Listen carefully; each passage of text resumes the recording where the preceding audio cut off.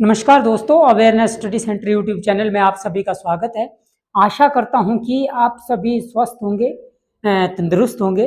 तो दोस्तों, आप लोगों के लिए एक खुशखबरी है कि हिमाचल गवर्नमेंट ने पुलिस भर्ती निकाली हुई है। पिछले कल नोटिफिकेशन निकाली हुई है डिपार्टमेंटली। तो वहां पर पुलिस की टोटल भर्ती 1226 पोस्टें निकाली गई हैं। उसमें से पुरुष के लिए 877 पोस्टें हैं और महिलाओं के लिए 292 पोस्टें हैं और ड्राइवर के लिए 57 पोस्टें हैं। तो आप अब अपनी जो स्टडी है उसको मेंटेन रखिएगा, उसको जारी रखिएगा, क्योंकि टेस्ट कभी भी हो सकता है। तो दोस्तों, पूरी शिद्दत के साथ काम कीजिएगा, आप जरूर सफल होंगे।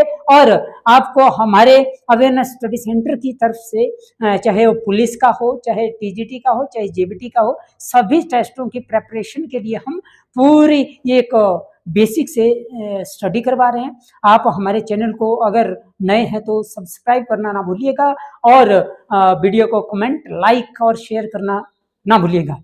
तो चलिए, आज का टॉपिक है हमारा इडियम्स का। तो इडियम्स का आज 10th पार्ट है। चलो शुरू करते हैं। तो फर्स्ट जो इडियम्स है हमारे पास आज, वो है हमारे पास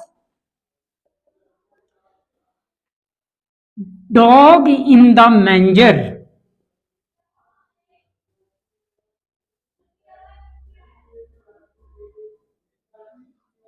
मीनिंग इन हिंदी स्वार्थी।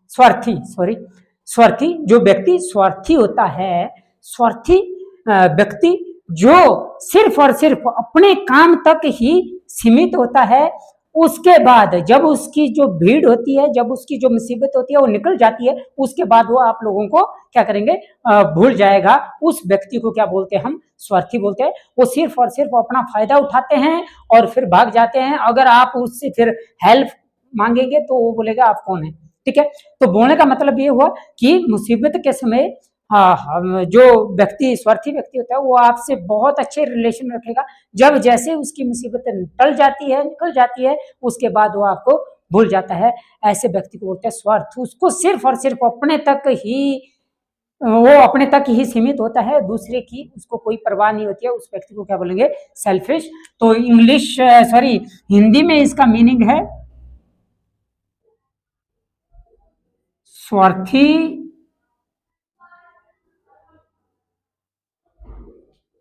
व्यक्ति। Meaning in English, a selfish person. तो इडियम्स है हमारे पास dog in the manger, meaning in Hindi स्वार्थी व्यक्ति, और meaning in English a selfish fish person. तो मतलब कि जो आदमी अपने काम को निकालता है फिर वो आपको भूल जाता है, उस व्यक्ति को बोलते हैं हम स्वार्थी।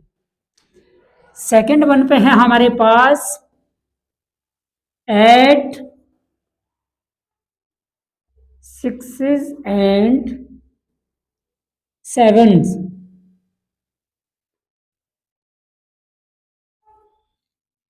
मीनिंग इन हिंदी इसको बोलते हैं तितर बितर होना, मतलब कि बिखरना, मतलब कि हंगामा करना। जहां पे एक व्यवस्थित तरीके से कोई कार्य नहीं होना, वहां पे क्या हो जाता है, वो मतलब कि जो ऑर्डर होता है या जो हमारे ऑर्डर किए होते हैं उसका क्या होता है, वहां पे पालन नहीं होता है।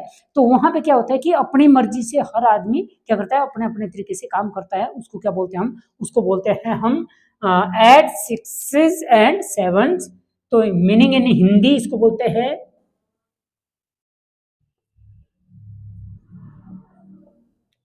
तितर बितर होना, मीन्स बिखरना, अलग अलग होना, एक यूनिटी के साथ काम नहीं करते हुए, बल्कि आपस में क्या हो जाती है, उनकी फूट पड़ जाती है। और ढंग से किसी की मतलब कोई आदमी जैसे 4-5 लोग हैं, या लोगों की बात करें या फैमिली की बात करें, अगर हमारे घर में जो हमारा जो मुखिया होता है उसकी बातों को नहीं मानना, इसका मतलब ये हुआ कि जितने हमारे फैमिली मेंबर होते हैं, जो मुखिया आदेश करता है उस चीज को नहीं मानते हैं। हर कोई सदस्य अपने अपने तरीके से काम करता है, उसको क्या बोलेंगे हम कि उसको बोलेंगे हम तितर बितर होना या बिखरना, अलग अलग होना, अलग अलग तरीके से काम करना, अपनी मर्जी से काम करना, ठीक है, उसको बोलेंगे तितर बितर होना, जो व्यवस्थित तरीके से काम नहीं करना। तो इसका मीनिंग इन इंग्लिश, तो इंग्लिश में इसका मीनिंग है इन disorder.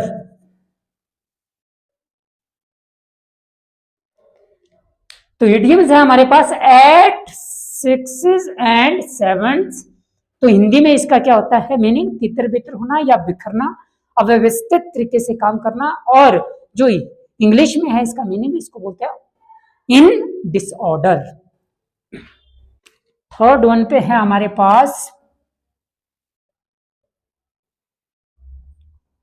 To burn the candle at both ends. Meaning in Hindi, बुरी तरह से रुपए फूंकना या बुरी तरह से पैसा फूंकना। मतलब कि इसका मतलब ये हुआ कि अधिक खर्चा करना, खर्चीला व्यक्ति, ठीक है। तो इसको हिंदी में बोलेंगे हम बुरी तरह से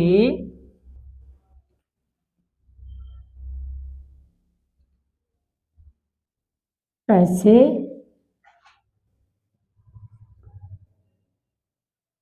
फूंकना। मतलब फूंकने का मतलब ऐसे नहीं चलाना है, फूंकने का मतलब कि अधिक जरूरत से ज्यादा पैसा खर्च करना, उसको बोलते हैं हम क्या बोलते हैं, to burn the candle at both ends. और इसको इसमें इसका जो इंग्लिश का जो मीनिंग है, इंग्लिश में जो मीनिंग है हमारे पास, इसको बोलते हैं हम to be extravagant, extra sorry extravagant. तो हमारे पास इडियम्स है to warn the candle at both ends, meaning in Hindi जरूरत से ज्यादा पैसा खर्च करना। और इसका इंग्लिश में मीनिंग है to be extravagant, that is called to burn the candle at both ends. Fourth one पे है हमारे पास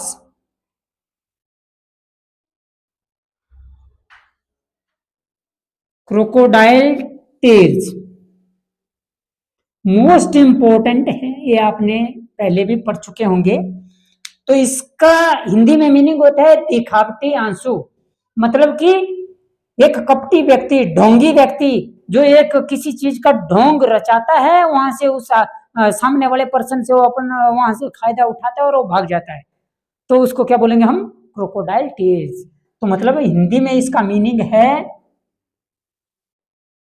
दिखावटी आंसू। मतलब कि कपटी व्यक्ति वो वास्तव में वो किसी भी मुसीबत में नहीं है, वो मतलब कि दुखी होने का एक ड्रामा करता है। जैसे हमारे कई लोग होते हैं, यहाँ पे भी होते हैं, मार्केट में आते हैं कि मेरे वहां पे ऐसा है, कोई बीमार है, मुझे पैसा दो। तो मैक्सिमम जो जितने मांगने वाले लोग होते हैं, 100 में से 90% लोग ढोंग बनाते हैं सिर्फ और सिर्फ अपनी जेब भरने के लिए। उनको हम बोलेंगे क्रोकोडाइल टेल्स। और झूठ बोलता है पैसा मांगना, आपकी जेब से पैसा कैसे निकालना है, उन्होंने एक, उनके पास एक कला है, उनके पास एक आर्ट है। तो ठगबाजी करके पैसा कलेक्ट करते हैं और फिर 10 दिन के बाद वो उस शहर को छोड़ के किसी दूसरे शहर में चले जाते हैं। वास्तव में उनके परिवार में कोई भी ऐसी घटना नहीं होती है, कोई भी बीमार नहीं होते हैं। वो झूठ मूठ बोल के क्या करता है, पैसा कलेक्ट करता है और भाग जाता है, अपना स्वार्थ करता है वो, ठीक है, अपने स्वार्थ के लिए वो कार्य करता है। तो इसको हम इंग्लिश में बोलेंगे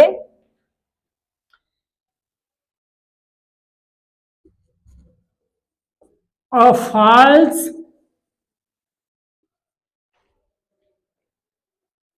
display, a false display of grief।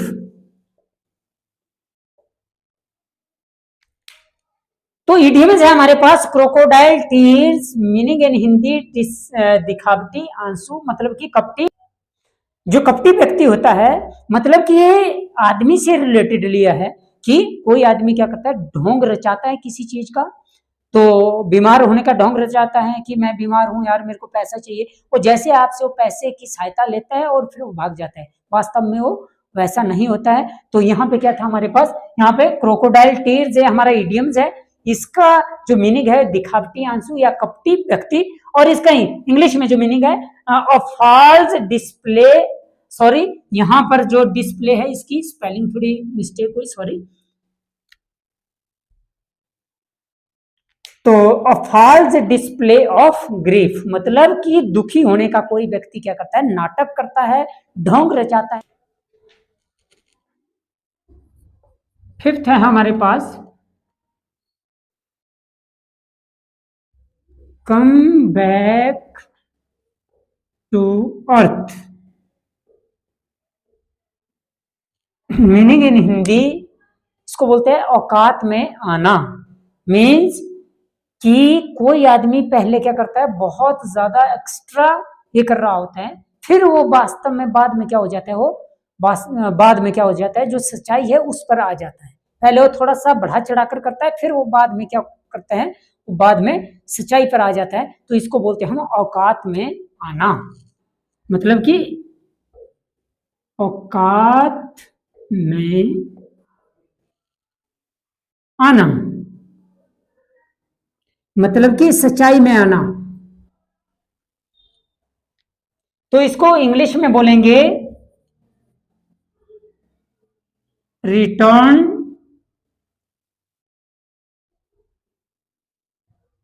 In reality.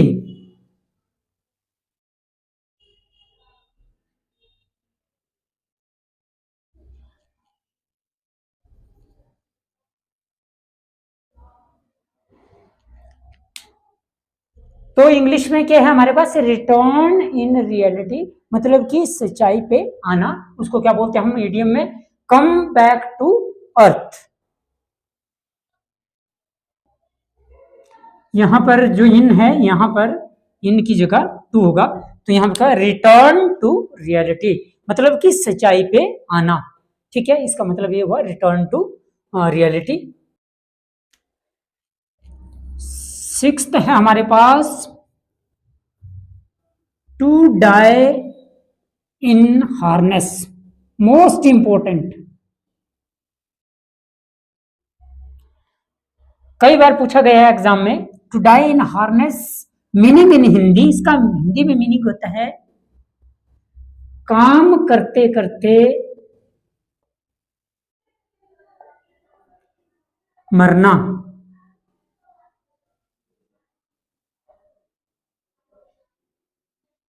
Means कि कोई व्यक्ति है जो सर्विस कर रहा होता है, वहां पर काम करते करते उसकी क्या हो जाती है, डेथ हो जाती है, उसको बोलते हैं हम टू डाई इन हार्नेस, काम करते करते वहीं पे मृत्यु हो जाना, इसको बोलते हैं हम टू डाई इन हार्नेस, और इंग्लिश में बोलते हैं इसको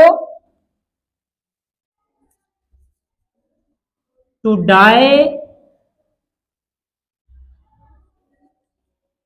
while in service, to die while in service।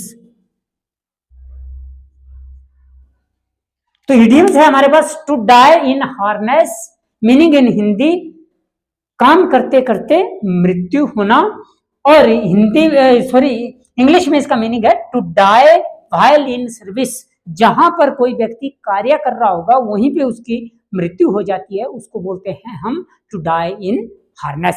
तो इसको आप नोट डाउन कर लो। सेवंथ है हमारे पास हिट बिलो द बेल्ट,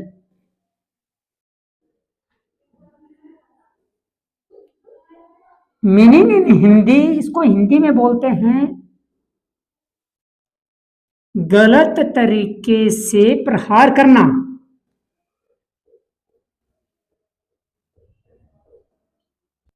करना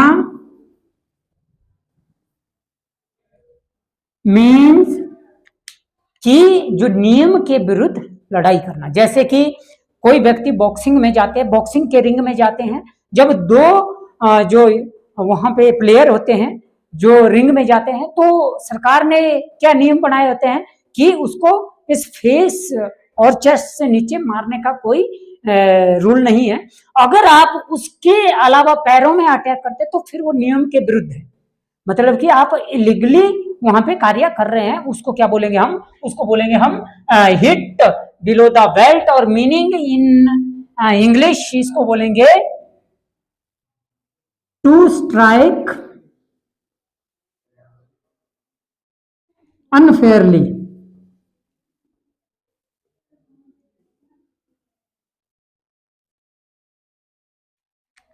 तो हमारे पास क्या है? इडियम है हमारे पास हिट बिलो द बेल्ट। इसका मीनिंग हुआ कि बुरे तरीके से प्रहार करना, मतलब कि नियम के विरुद्ध लड़ना। नियम के विरुद्ध आपने क्या किया? जो सरकार ने रूल एंड रेगुलेशन में है उनके विरुद्ध अपोजिट चले गए आप। जहां पे मारनी चाहिए थी वहां पे नहीं मारी आपने, उसके जहां पे गवर्नमेंट ने क्या किया कि जैसे चेस्ट के नीचे नहीं मारनी, आप चेस्ट के नीचे मार रहे हैं तो फिर वो गलत है। ठीक है, तो उसको हम क्या बोलेंगे इंग्लिश में? To strike unfairly. 8th है हमारे पास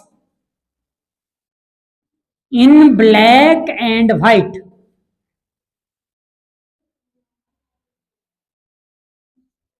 मीनिंग इन हिंदी इसको बोलते हैं लिखित में। मीन्स जब हम किसी ऑर्गेनाइजेशन को चलाते हैं वहां पर हमारे को लिखित में हम किसी डॉक्यूमेंट को बनाते हैं, दस्तावेज को बनाते हैं, उसको बोलते हैं हम इन ब्लैक एंड व्हाइट। जो लिखित रूप में हमारे पास दस्तावेज होता है उनको बोलते हैं इन ब्लैक एंड व्हाइट, और इंग्लिश में होगा इन प्रिंटेड, और या करके रिटर्न भी हो सकता है, रिटन फॉर्म, लिखित रूप में। तो हम किसी चीज को लिखित रूप में लेते हैं उसको बोलते हैं हम इन रिटन या इन प्रिंटेड। और जो इडियम की बात की जाए तो इन ब्लैक एंड व्हाइट। तो इसको आप नोट डाउन कर लो। 9th है हमारे पास in nutshell. Meaning in Hindi संक्षेप में। मीन्स किसी बड़ी चीज को छोटे करके बताना। मतलब जैसे हमारी मूवी होती है, मूवी जब बनती है तो वहां पर पर्दे में जाके क्या करते हैं, जो मूवी का जो ये होता है ना, वो ट्रेलर के लिए वो क्या करते हैं, जो मूवी का जो ट्रेलर होता है उसको दिखाते हैं कि इसमें ये चीज है। तो मतलब कि ट्रेलर, जो मूवी का ट्रेलर होगा उसको क्या किया, छोटे करके दिखाया जाता है कि इसमें ये चीज है, जो इंपॉर्टेंट चीज है उनको वहां पे दर्शाया जाता है। उसको हम क्या बोलते हैं? उनको बोलते हैं हम इन और नट शेल। तो संक्षिप्त में, और इसको इंग्लिश में बोलेंगे इन वेरी ब्रीफ फॉर्म, और शॉर्ट बोल सकते हैं हम इन वेरी ब्रीफ फॉर्म और इन वेरी शॉर्ट फॉर्म। मतलब कि कोई चीज बड़ी है उसको छोटे करके दिखाना और बताना, उसको क्या बोलेंगे हम? उसको बोलेंगे इन अ नट shell.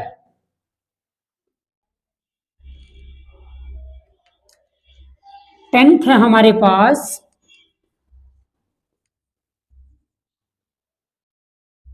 Maiden speech. Most important, कई बार एग्जाम में पूछा गया है। तो इसको बोलते हैं हम प्रथम सार्वजनिक भाषण। मतलब कि जब कोई व्यक्ति एक जनसभा को संबोधित करता है सार्वजनिक जगह पे जाके, वहां पर सभी लोगों को क्या करता है, संबोधित करता है, उसकी पहली जो भाषण होता है, पहली जो स्पीच होती है उसको बोलते हैं हम इसको बोलते हैं मेडन स्पीच। तो इसका हिंदी में मीनिंग है प्रथम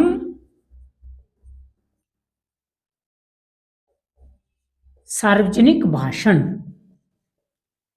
सार्वजनिक प्लेस में जाके पहला स्पीच देना, भाषण देना, उसको बोलते हैं हम मेडन स्पीच, और मीनिंग इन इंग्लिश इसको बोलते हैं फर्स्ट स्पीच।